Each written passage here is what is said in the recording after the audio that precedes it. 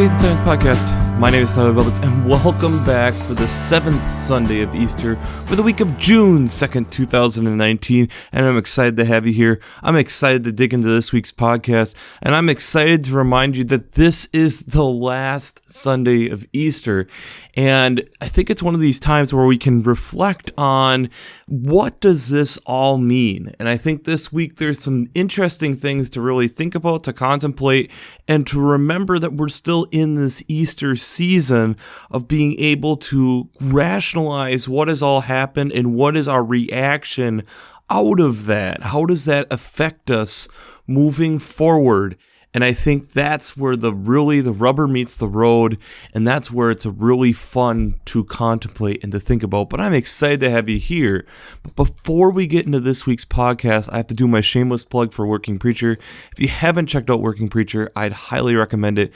Between their Sermon Brainwaves podcast, their commentaries, their discussions, having seminary professors being able to teach me, a layperson in the church, since I am not an ordained minister, it gives me a lot of context and a lot of different ideas on how to be able to pursue bringing this podcast to you on a week-to-week basis. One final thing before we get into this week's podcast is to contemplate the question from last week, which I think actually starts to kind of flow into this week's discussion, and you'll see that here in a few minutes. But the question was, have you spent time appreciating bees? And I got a couple responses back to this. I got a couple people enjoying the comparison between bees and how they work and the movement of the Holy Spirit. And that was one of the things that, as I wrestled with that text last week, I thought was really kind of fun and interesting to grapple with. But I think it's also one of those things that I did have another response talking about, that we don't think about those little things like a bee and how much impact that they actually make to our day-to-day lives, and how, if that disappeared, how much impact that would cause us in harm, that we'd suddenly have to figure out how we're going to feed all these people without pollinators, and how difficult that would be. And I think it's one of these things of appreciating is a key word here to think about, is appreciating and contemplating what that world would be like without them, and recognizing how important they are. And on a side note, I think it's one of the things that we as people really struggle with doing.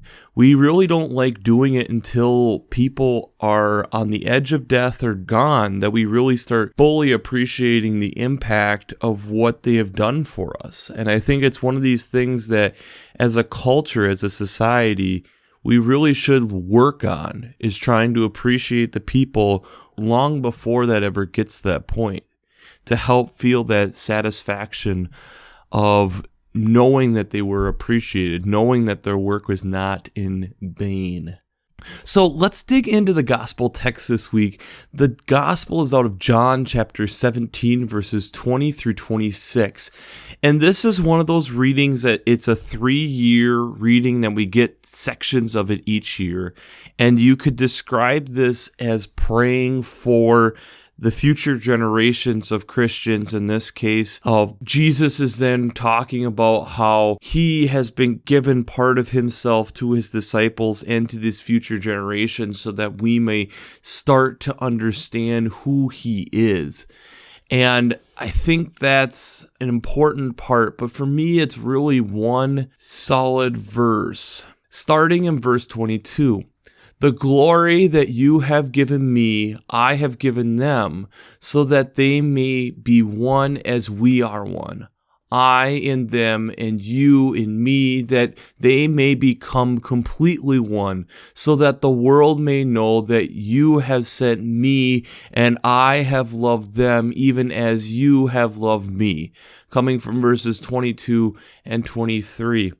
And to me, it was really fun to think about and to contemplate, what is glory? What does that fully mean? And the hinge of what I'm going to be talking about this week on the Faith and Science podcast hinges on that word glory, because I think it's a word that we throw around a lot. And I think we don't really think about what that actually means. What is the implications? What is the impact that will have on us? That simple 5-letter word. But we'll get into that. The first reading is out of Acts chapter 16, verses 16 through 34. This is a loaded reading on a lot of fronts, and I think there's a lot of things that it's really interesting that you're tying this with the gospel text that we have this week. Paul and Silas are on the road, and there's this slave girl who is speaking truths. Coming out of verse 17, these men are slaves of the Most High God who proclaim you a way of salvation. 100% true. But Paul gets irritated because we can assume it's either that he gets annoyed with this woman constantly repeating that, or that he gets annoyed with the money changing that is going on, that the slave owners are profiting off of this. He casts the spirit out of her. These money changers then, realizing that they have lost all profitability from this woman now, turn him into the authorities, saying that they are Jews and that they are advocating customs that don't fit with the Roman law, coming from verse 20 to 21. So they're flogged, they're thrown in prison. This doesn't stop Paul and Silas from singing praise and praying to God. There's an earthquake. The prison guard finds this, is about to kill himself. Paul and Silas reach out to them that, no, we're all here. There is no need for that. And then they are invited to the jailer's house, and that's when they become believers in the word. A lot there. But I think one of the things, again, that it's really interesting is we had the truth being told, and yet it's still released from this woman so that the profitability is gone. This is another, to me, an interesting correlation between when Jesus is going into the temple and taking care of the money changers. That there's a lot of correlation here about the money and how tracking that, I think, is interesting. The psalm this week is Psalm 97. And again, this is where we're trying to understand the cosmos of what God is. And how he is bigger than all this stuff. He has created all this stuff. He is in and involved actively with all of his creation. And that this is the God that we are rejoicing because of this. And it's something I don't think we, as people of the 21st century, take enough time to contemplate and to think about. And we will get into that a little bit this week. The second reading is from Revelation, a lot of verses here, so stick with me. It's all out of chapter 22, verses 12 through 14, 16 through 17, and 20 through 21. And this is where we're getting this testimony, this vision of what is heaven really going to look like, but the affirmations of who God is, that he is the Alpha and the Omega, the beginning and the end, that we are made clean through all of this, through the testimony of Jesus, that he is the descendant of David, that we are invited to come and we will be washed clean. The one who testifies, who is a believer in Christ, is invited and is washed clean and is made like a saint. The final week here in the book of Revelation, this culmination of what this is all like for us. There is a lot here to dig into, but like I said, and I really want us to think about, is what is glory? And as I was working through this, glory can be defined as honor. So if we think about when you honor something, when you appreciate something, you take time, you give it time. So if someone is deciding to give something time, they are giving it honor, they're giving it glory. And that's where, to me, there are times that I get frustrated with different things where we are saying that we are trying to give something glory, but we're doing the opposite. So I'm going to give a couple statements. One of them, I'm sorry, it might get a hair political, and I'm trying not to be, because I feel like here in the United States, and it'll be focusing mostly here in the United States and the first example, both parties has blood on their hands on this one. And it's very frustrating to me, sitting as my bias toward being an environmentalist, that both sides have lied to us. And that to me is frustrating. So in 2009, the G7 countries met and made statements that they were going to try to decrease the amount of fuel subsidies to incentivize moving toward a more renewable future. And coming out here late in 2018, based on if you know your U.S. culture history here, we have had both parties in control in that period of time. Of the G7 countries, the United States is still spending the most on subsidies. And the funny thing is when you are digging into this, how much would it actually cost Americans to get rid of a lot of these, it's negligible. It's a very small amount on how much difference we would see at the pump or in these different fuel costs. The cost is negligible. It's that we really don't want to pursue and push forward. So why is this so frustrating? Why is this so frustrating to me is when we think about honor. In the United States, we love innovation. We love having the cutting edge. But when we have certain scientists who have spent their life's work honoring to try to understand the environment in which we are in, saying that there is dramatic change that is going on in our environment, which is backed up even within the United States government itself in the form of NASA, we ignore it. We make promises saying that we're going to do things, and we don't. Is that honor? No. It's not honor because you're disrespecting the people who have spent the time. You're disrespecting your own word by saying that you're going to do something. It's frustrating to me at times because we have this group of people who are taking the time to try to honor the place in which we've been given, trying to understand and getting us to appreciate the key elements of it, from the birds to the plants to the bees to the air, and that there's things wrong, that things are changing, that things are not going the way they should be. And for us to glorify God, I think one way of doing that is to learn to honor the place in which we are in. And it's frustrating because all of us have this on our hands. I'll give another example. Most people who are listening to this, I would assume, have some type of smartphone device. Do we think about deeply how that came to be? All the precious metals that are inside your device. How did that come to be? The frustrating thing, and I will call Samsung on this, and again, I'll attach a video down below.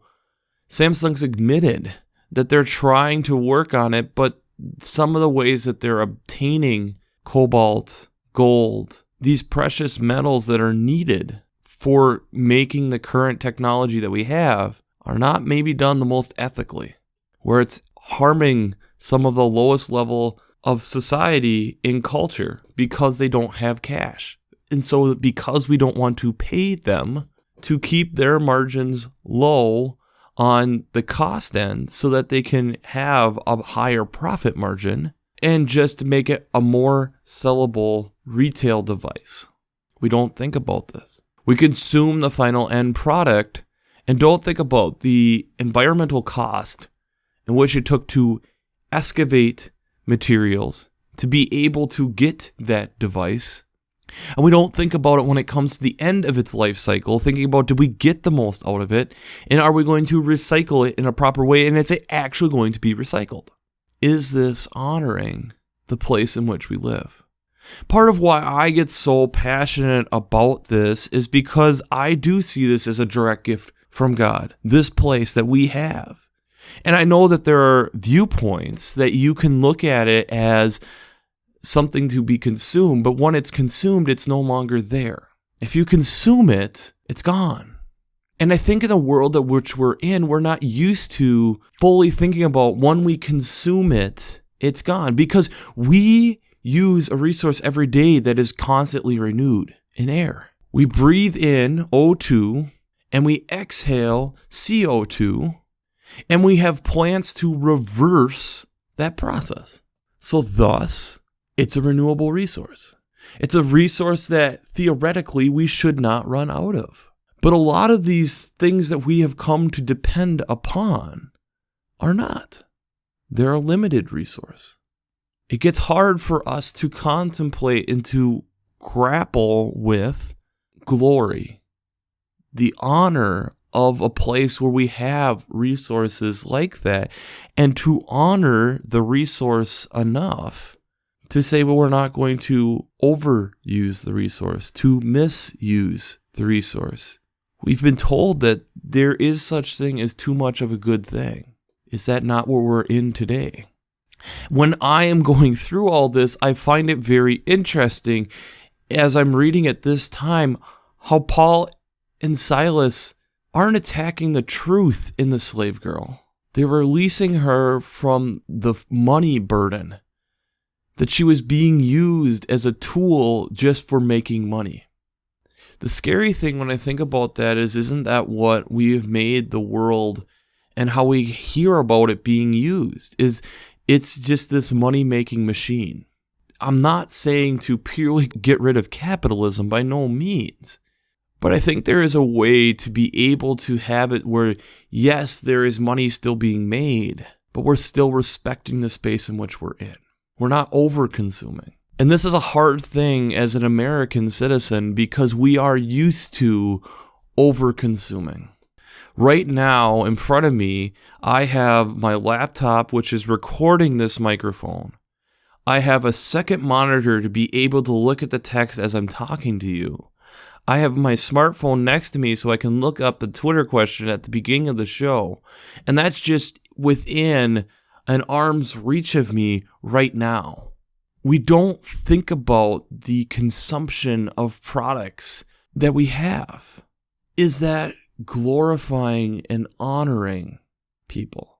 Are we glorifying and honoring the people who have spent their life working with the environment to say there's a problem here and we need to make changes? Are we glorifying and honoring them in that? That yes, you have spent time to work and to understand this place in which has been given to us by God, and that we should respect and honor what you have to say. We can respect and honor and have good questions, but we still have to respect and honor not just by purely tossing it out with the bathwater. Because the issue for me that gets difficult is that we have multiple studies saying the same thing, and yet at times we are reluctant to accept what is being said. We're reluctant to admit that we don't know where all the different precious metals that are coming into the devices, into our homes, are coming from, because we see the end product and what the end product can bring to us. We then don't think about the old product that it's replacing and what's happening to it, much less the end cycle of the product that we consumed on where it's going to eventually end up itself. We don't think about it because it's not convenient and it's not a fun thing to think about. But it gets back to what Jesus is talking about. If we're glorifying him, we are honoring him, we would take the time to think about that. We would take the time to think about what this all means. Think about your church community and how often we will have meetings to discuss the worship in a space to help us connect with God. Are we doing the same thing outside those church walls? Are we doing those same things to think about the different things that we are consuming or the different goods that we are being part of to worship God?